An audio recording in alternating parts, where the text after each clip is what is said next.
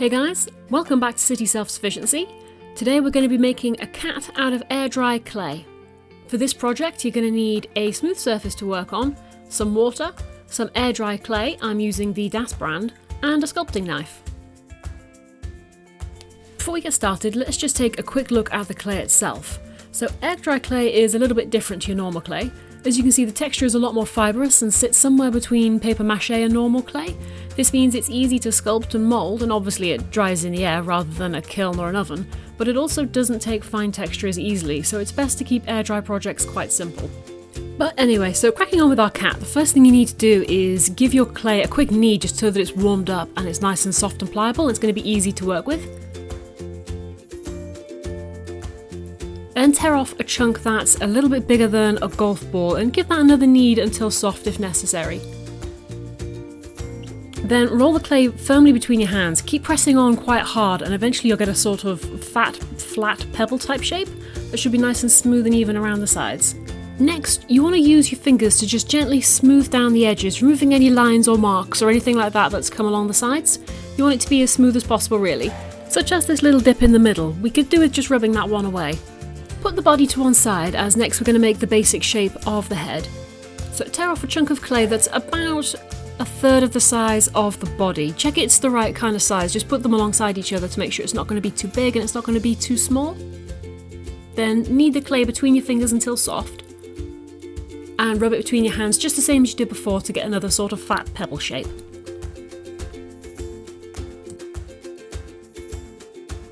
And once again, just use your fingers to smooth away any cracks. At this point, you need to decide where the nose is going to be, so sort of taking a look at the head itself, decide which way you want it to face. And then gently pinch the top of the clay to leave two little dips. These are going to mark out roughly where the eyes will go. Next we need to make some ears for our cat. So if we just tear off a bit of clay and then break it in two, we can compare it alongside the head. That's gonna look more like a rabbit, so I need to break this one in half. I'll just pop these two down, and then what we need to do is if we roll them into two balls that are as close to the same size as you can get. Just like that. Two evenly sized clay balls to become two evenly sized cat ears. Next we need to sort of squeeze each of the clay balls while pressing into the board. This will give you a sort of squat pyramid shape, and you can already see how it's kind of looking like a cat ear. To attach the ears to the head, we're going to be using a little bit of water and a sculpting knife. My knife is a wooden one, as you can see. I like these over the plastic or silicone ones because wooden tools are just so much lighter and more delicate to use. Of course, you can use whatever tools you have to hand, use whichever ones you prefer. To actually attach the ears, we need to take the head and with the nose pointing towards us, rub just a little bit of water on the back of the head where the ears are going to be. You don't need much water here, you don't need to make it actually wet, you just need enough to make the surface a little bit sticky. And that will be enough to hold the ear in place while you work on it. Then take each of the ears in turn and pop them on the head. It's worth doing both at this time just to make sure they're in the right place.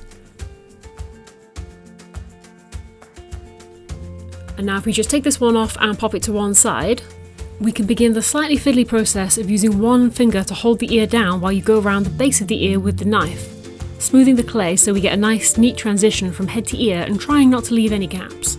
Take your time here so that the join is firm, but don't worry about there being any air gaps underneath the ears. One of the great things about working with air-dry clay is you don't need to worry about the clay exploding in the kiln because you've left some tiny little pocket of air somewhere. With air dry, so long as the join is firm, you should be fine, it's not going to break apart. Once you finish the first ear, repeat the process with the second one. Try to make sure the ears are in line though, otherwise your cat can look a little bit goofy. Next you're going to need two more clay balls that are about half the size of the ones you used for the ears. And you're going to need to flatten these slightly so they're more of a kind of button shape rather than a pyramid. Now we're going to stick these buttons to the cat's face. So rub drop water on the nose, just the same as you did with the ears to make it just slightly sticky.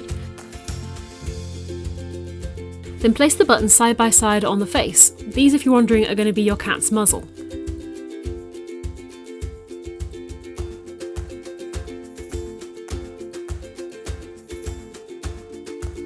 Just the same as with the ears, hold the buttons in place and carefully go around the edges with your knife so you get a nice smooth join that stick the pieces down. To make the cat's nose, you're going to need a teeny little piece of clay that you can roll into a ball and then flatten just slightly before placing it above the muzzle. If it won't stick down with your fingers, you can use the knife, but be really careful here as the nose is so small it's easily squashed. Once in place, very carefully smooth down the edges with the tip of your knife. And voila, one cat muzzle. But now comes the scary bit. You're going to use the knife to make the eyes by pushing it into the clay point first, sort of halfway between the ears and the muzzle. Don't worry about any little cracks or anything like that appears, we can smooth those down later on. What matters now is that you get the first eye in the right place. Then you can flip the head over and repeat for the eye on the other side. This should give you a sleepy little cat face. So now we have a completed head and a body, so we need to attach the two together with the head just off to one side and looking sideways. Same as before, use a bit of water to make the clay sticky.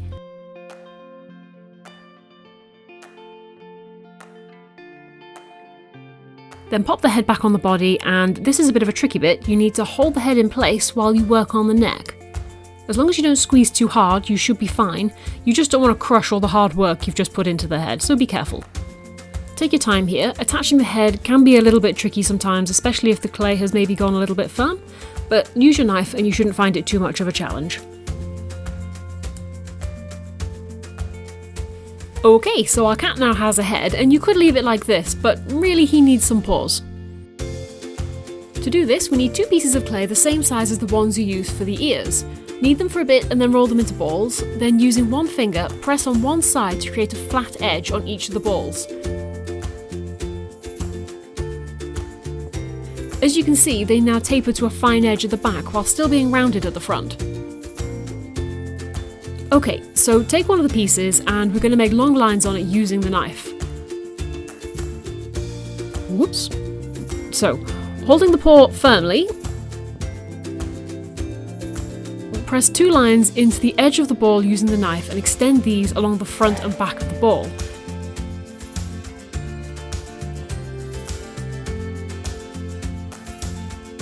As you can see from the front, they now look like toes, transforming what was a ball into a little paw. You can then just repeat that on the other foot. So if you've been paying attention, I'm sure you know exactly how we're going to be attaching the feet onto the body. I've already put some water under the chest, so that'll hold the feet in place while I go around the edges with the knife, just making sure it's a nice firm join.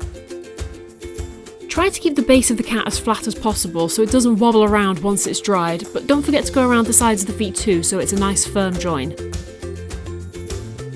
Personally though, I don't like going over the top of the feet, as I like the edge to be quite sharp where they're tucking under the body, but this is entirely up to you. If you feel like the join might not be strong enough, then feel free to go right round the feet. And there we have it, our cat now has paws. All that's left is to give him a nice tail. So we'll just pop him to one side, then tear off a bit of clay and just check that it's going to be roughly the right size. Give it a quick roll between your hands and obviously that's going to be way too big, so I'll just break it in half.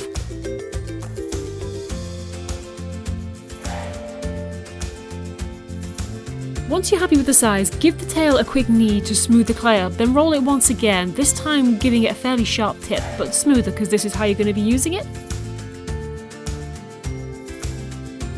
Check it still fits, and you can curl the tail neatly around the body. Then pinch off the end to leave a nice flat end that will tuck neatly under the cat. Now, I like to have the tail sort of curling around the body of the cat, but if you prefer, you could have it sticking up in the air. Just be aware that if you do this, people will be really tempted to pick your cat up by the tail when they're admiring it, so make sure you've got a good firm join, otherwise there could be an accidental break. Other than needing to decide on a position, attaching the tail to the body is exactly the same as how you've done all the rest of the body parts. Use the water to make the body a little bit sticky, and then use the knife to go around the edges to ensure a nice smooth join. Once the tail is attached, it's time to go over the project and do any smoothing or neatening that's needed, especially anywhere where cracks may have appeared. The easiest way to do this is to use just a little tiny bit of water on the end of the finger, and just gently rub any imperfections away. Any really stubborn parts though, you might want to use the knife and then smooth over it with a finger afterwards, just to get a really nice finish. And that's it, our cat is now completed. He just needs to be dried. You can pop him on either a sheet of paper or ideally a cake stand or a cooling rack, something that's going to let the air flow around him nice and easily. He'll dry much quicker that way. And a cat about this size is going to take roughly 3 days to dry. Obviously read the back of the packet so you know how long yours is going to take. It might be different from mine. And then once it's dried, it'll be ready for painting or leaving as it is, or maybe painting up to look like your own cat if you wanted to. Either way, I hope you've enjoyed this video and you go on to make your own clay cat, and I hope to see you here again soon on City Self-Sufficiency. Bye bye!